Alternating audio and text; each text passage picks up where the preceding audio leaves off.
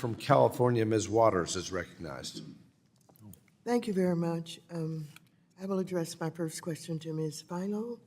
While big banks and Republicans complain that this proposal to strengthen capital requirements will stop lending and crush the economy, I think it is very important we put their critiques into perspective. To start with, Ms. Philo, isn't it true that this proposal does not apply to community banks at all? It only applies to large banks with more than 100 billion in assets or those with extensive Wall Street-like trading operations? Correct. Thank you, Congresswoman Waters. It does not impact community banks, and the preponderance of the impacts are on the largest banks, those banks who have relied most on internal models in the past, and also in the realm of operational risk, where they've had substantial operational incidents in their past. Community banks are not impacted, and as we know, community banks are essential for making sure lending is available through the life cycle for some of the most vulnerable communities in our country. Ms. Fowler, while we have heard some say capital was not an issue with the regional bank failures earlier this year, we had a Republican witness at an earlier hearing affirm that capital was part of the problem with Silicon Valley Bank's failure, specifically relating to available for sale securities for regional banks. As I recall it, there was a run on Silicon Valley Bank, and that run occurred when they had to sell off their securities portfolio at a big discount, and they went to the market looking for capital, and that's when everything broke out and investors began to understand. So capital, or the lack of, did play a role in that failure, wouldn't you say, Ms. Fallow? Yes, I do. I believe that that a critical factor here was you had a certain amount of capital, but there was a lack of transparency how the underwater securities would impact that capital.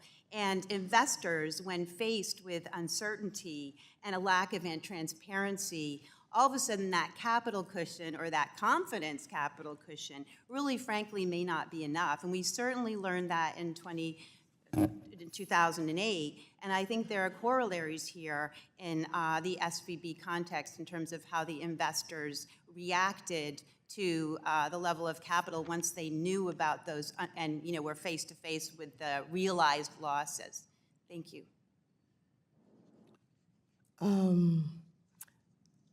I asked Margaret Taylor, a partner at Davis Polk, about this when she testified before the committee in May, and she explained that, quote, I also think that the not passing through AOCI in capital, which is something that has been on the books since 2013, should be revisited, end quote.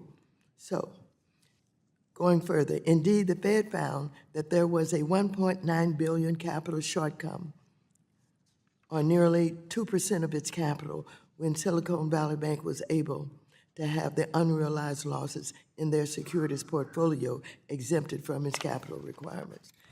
This is an issue that would be addressed in this proposal.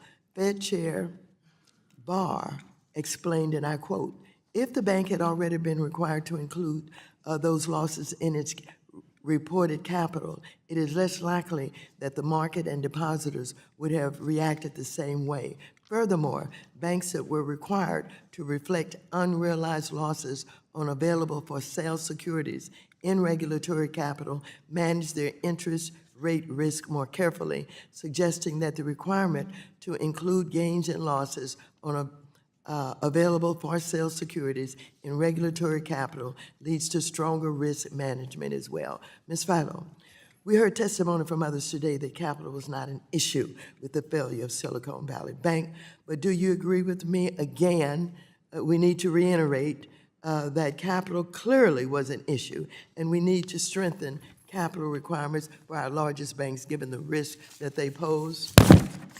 I do believe that capital was an issue, and it will potentially remain an issue for that band of total assets. SVB was a highly vulnerable firm in ways that SVB's board of directors, senior management, and Federal Reserve supervisors failed to act on. And one reason for that was a lack of true transparency around the precise level of their capital. The gentlelady's time has expired. Thank you. The gentleman from Missouri, the chairman emeritus of this subcommittee, and the current chairman of the National Security Subcommittee, Mr. Luke DeMeyer, is now